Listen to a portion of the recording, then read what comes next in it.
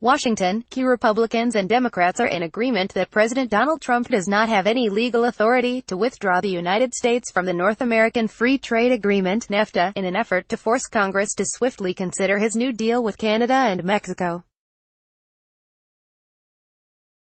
Members of the Senate Finance Committee told Insider that Trump cannot just shred NAFTA, but would instead have to consult with Congress, where he would no doubt face significant hurdles without a concrete and agreed-upon replacement already in place.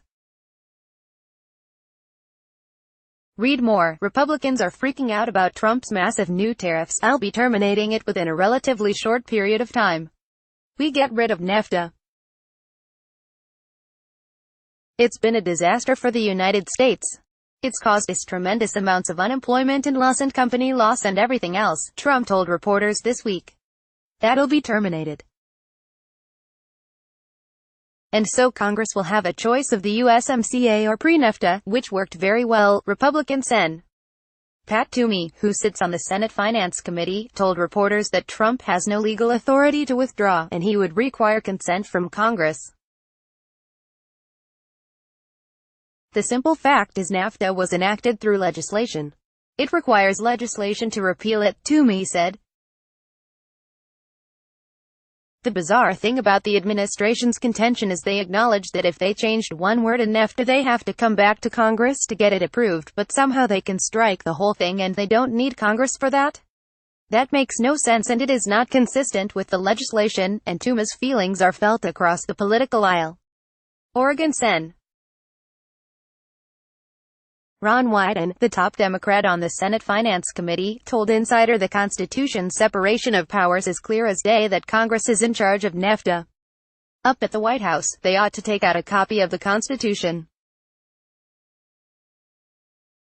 Article 1, Section 8, it is very clear that Congress has the power to regulate foreign commerce and there's also a Congressional Research Service analysis that supports it, he said. The CRS analysis Wyden mentioned has stated any withdrawal would require congressional approval. Wyden also said Trump is exhibiting lack of confidence in his United States-Mexico-Canada Agreement (USMCA) proposal. If the president was really confident that his trade proposal was going to work, he wouldn't be playing this kind of brinkmanship and trying to throw this kind of muscle around, he said. And Toomey suggested the president's rhetoric about wanting to tear up NAFTA is an attempt to kickstart consideration of the USMCA, but that it is a poor strategy to begin with. It appears the president is trying to say, you know, it's this or nothing, he said.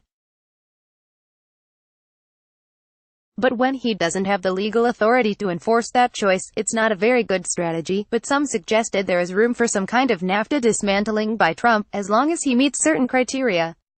The president is given substantial authority in all of our trade dealings. But it's not without restrictions, Massachusetts Senator Elizabeth Warren told Insider.